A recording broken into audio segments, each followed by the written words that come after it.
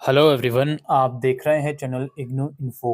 दोस्तों, इग्नू के examination form भरने के बाद फीस पेमेंट करने के बाद एक्नॉलेजमेंट स्लिप डाउनलोड करने में एरर शो हो रहा है। वो क्यों शो हो रहा है? क्या हमारा फॉर्म सक्सेसफुल सबमिट हुआ नहीं? इस वीडियो में इसी पॉइंट को मैं क्लियर करने आया हूँ। देखिए, जब आप एग्जामिनेशन फॉर्म भर देते हो दोस्तों, तो कुछ इस तरह का इंटरफेस आपके सामने इमीडिएटली आ जाता है।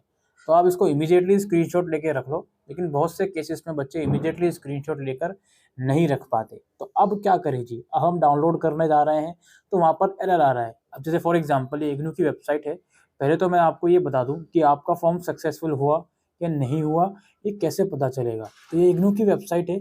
यहाँ नीचे स्क्रॉल करोगे तो यहाँ पे एक अंडरटेकिंग को एक्सेप्ट करके ग्रीन कलर वाले ऑप्शन पे जाओ। यहाँ जाओगे, ऊपर एक ऑप्शन आएगा click here to view payment status. इस पर क्लिक करो, देन अपना इनरोलमेंट नंबर डाल के सबमिट करो। जैसे ही आप सबमिट करोगे तो एक इंटरफेस शो होगा जहां पर दिखाएगा आपका control number, enrolment number, programme और किस डेट को किस टाइम पर आपने पेमेंट करी है, और पेमेंट स्टेटस दिखाएगा भाई सक्सेसफुली एक्नॉलेजमेंट जनरेटेड। तो ये अगर शो हो रहा है, इसका मतलब ये है कि आपका एग्जाम फॉर्म सक्सेसफुली सबमिट हो गया है। आपको और ज़्यादा स्ट्रेस लेने की ज़रूरत नहीं है। अब यहाँ पे क्या है भाई, चेक पेमेंट स्टेटस, एक और आप पे ऑप्शन आ रहा है चेक पेमेंट स्टेटस। क्लिक करोगे तो अगेन यहाँ पर फिर से शो कर देगा भाई आपका रेफरेंस नंबर ये है और पेमेंट स्टेटस अपडेटेड आपका हो चुका है। ठीक है भाई, ओके बटन पे क्लिक करेंगे।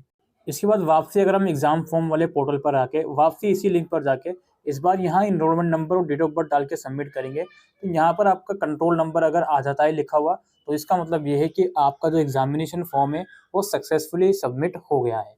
अब प्रॉब्लम बच्चों को कहाँ आ रही है? अच्छा, एक जगह और है चेक करने का, वो ये है कि आप इस पे क्लिक करके यहाँ पे प्रोसीड करो, इनरोलमेंट नंबर और प्रोग्राम कोड डाल के आप सबमिट करो। लॉगिन करने के बाद इस तरह का इंटरफेस आता है। अगर यहाँ आपका कंट्रोल नंबर लिख कर आ रहा है, इधर डेट लिखी हुई है, इसका मतलब ये है कि आपका जो एग्जामिनेशन फॉर्म है वो सक्सेसफुली सबमिट हो गया है। अब एक और दिक्कत हो रही है, आप जब कंट्रोल नंबर पे क्लिक करते हो तो कुछ इस तरह का इंटरफेस आपके सामने आ रहा है कि भाई यहाँ पर इंटरनल एरर है, एक्नॉलेजमेंट स्लिप डाउनलोड नहीं हो रही।